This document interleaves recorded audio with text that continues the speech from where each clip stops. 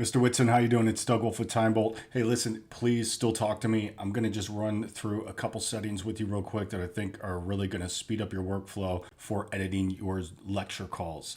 So the first thing I'm going to do is I've got your two files here. File 1 looks like the original length is 2745 on this first file. You'll drop that in. So the first thing that I want you to do, actually, when you open up TimeBolt, don't drop your file in, okay? First thing you're going to do is go over here, and you're going, because you have a lot to process, you want to automatically, you do not want to automatically detect filter settings, okay? You're going to click that as soon as you open TimeBolt. That way, when you load your first video or your first audio, what you're going to do is you'll do -35. I've already checked the audio settings, and that seems to be the right settings for all your files. It cuts proper, so you could mass do this and be just fine, okay? But for this first video, so what you would do is you would just go to add to render queue and then hit start rendering, and then you would just begin to stack on additional jobs. So I'll kind of take you through that. But first, let me show you what you can do if you have like a mistake or something you want to preview. I just hit the space bar to preview, and I can hit the L space to start the preview as well, the L key. And if I hit that a few times, it'll actually speed up. So you can just like kind of blow through all your content. And you're also not having to listen to silence, which is 9 minutes and 29 seconds. So you get a significant time savings here for your viewers. If, say, for example, like is equal to the number of this whole thing wasn't important, these little bar heads right here are clickable. That's how you change the state. Okay, you can do that with your mouse, or you can hit the O key and cut out a lot of stuff very, very quick. Okay, it cuts out the current segment and jumps to the next. You can hit undo. You have an undo command key. You know, you can also cut into scenes.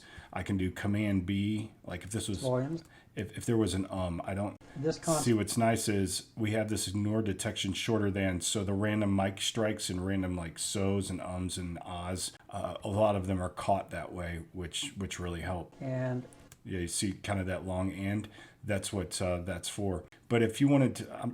in place is, of course, related to the initial moles in place times this constant. So this right here, so I'm just saying if you wanted to, you could do Command B. Okay, you see how when I did Command B, it created a split right here, okay? Or you can just effectively do, let's see, create split, which is the same thing that I did, and then you can change the state, so...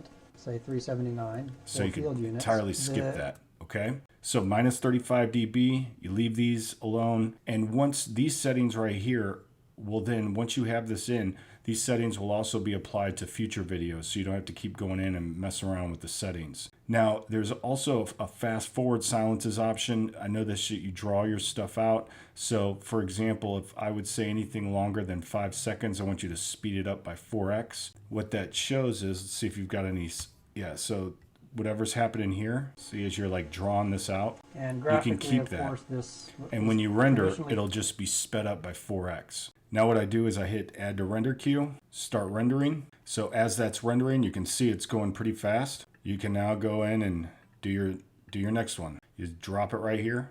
Again, that's that 5 seconds rule. You can turn those off. You don't have to have the silences sped up. And as you can see, all the detection levels are exactly the same. It also worked for the second video of yours.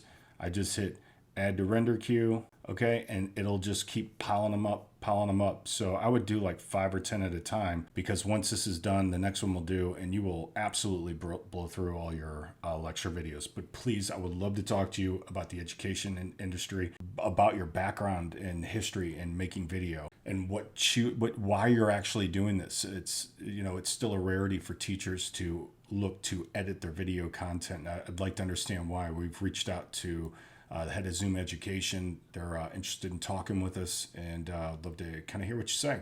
Thank you very much, and I will definitely hope to get on your calendar for next week. Thanks again.